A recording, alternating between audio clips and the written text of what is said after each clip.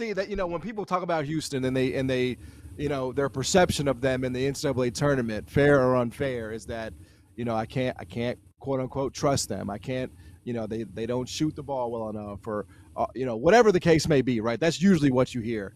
But this, I think people have realized this. It's on them if they haven't. But this is Kelvin's best offensive team he's ever had from a shooting standpoint, right? Now you got Uzan coming on, so for those people that may doubt Houston because of that ineptitude in years past, are they about to have a rude awakening come tournament time?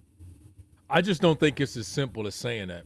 I know even on this show, we've had a bunch of us kind of debate about where they feel about Houston. I think this team is better offensively than the Houston teams have been in the past. And they still got a guy that when they're struggling, like today, they were struggling to start the game and LJ Cryer went off. He's still a guy that has the experience, has the tournament experience, that can put this team on his back offensively.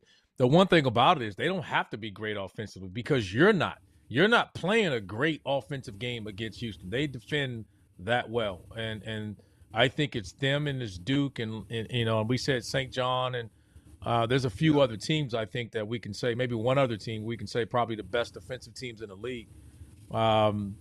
Houston belongs in that conversation. Today they forced 20 turnovers a night. You're not going to play a free-flowing, pretty style of basketball playing against them. They're going to defend their ass off. Then they may not make shots, but you sure as hell not making shots. You just got to hope you can make more than them. But this is the best offensive team they have. I like Malik Wilson, too. I just think he has a gear and a speed to him. He's in the starting lineup tonight. I like his game. I like what he brings to them. He gets to his spots. I just think this team is just poised, man, to make a run. I'm actually cheering for him, to be honest, because I think Coach Sampson deserves to get that monkey off his back as far as being great and being close and not winning it. I think he deserves it, and I think that much of him. But this team I think will make a hell of a run toward. They'll be a tough ass out, tougher than I think they've ever been. Yeah, I will say, Coach of the Year awards, man. I always struggle with them a little bit because Kelvin's got no chance to win it. He's not going to win it because the expectation nationally is that, well, of course you're going to be a top 2 seed. Of course you're going to be. First of all, he has to build that expectation. So he has to put his program in position consistently to get that type of respect in the preseason, Jarrell. And then, oh, by the way, he's got to go out and do the shit.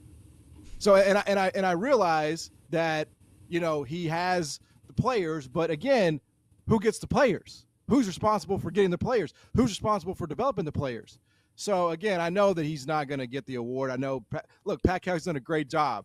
A lot of coaches have done great jobs, but it's just, to me, it's in some ways harder to meet massive expectations than it is to overachieve. And I just kind of feel like, and that's whether it's college, NFL, whatever, I just feel like we never give the best coach of the year that award, and I kind of have a problem with it. Yeah, and I think a big part of that too, John, is just that at times the general public gets bored with it.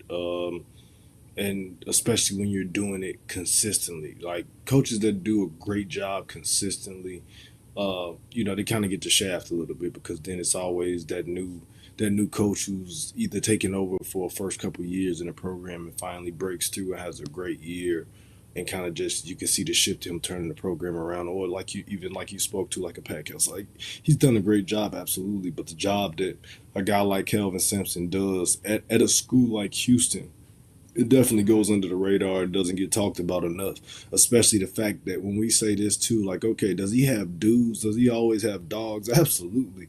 But let's not kid ourselves either. This isn't a school that's just turning out lottery pick after lottery pick either.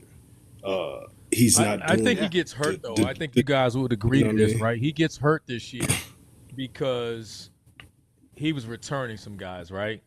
I think you guys would agree. So we kind of expected them to be good. Did we ever think that they would be this good offensively?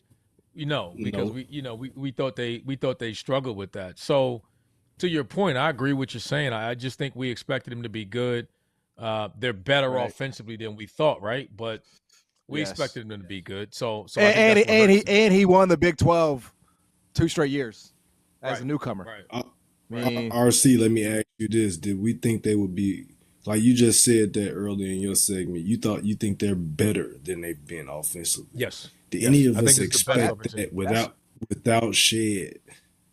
No, that's No, where sure. that's You when know what they I'm started saying? the Like, year. When they started the year, that's what we were saying, right? We were like, they missing Shed. That's the only problem. Remember early on they lost, what was it, Alabama, Auburn, and they lost to somebody else, Yeah. and we was just like, look, that's all they're missing. They're missing that guy, and he was everything, right? He had that team on his back, and he meant so much to him. We thought it'd take some time, but let's give credit to Milos Uzan, man. That kid, bro. he got better. he's balling. He's balling. got better, man. That kid has stepped up. He's answered the bell. His coach talked trash about him and said how soft he was. He ain't soft no more. Like, he's figured it out. He's doing his part. He's added depth to that team now, man, and they're just good. They're good. I just think the guard play, they're going to be there. It would not surprise me, depending on how the brackets lay out. I expect to see Houston and San Antonio. I just do.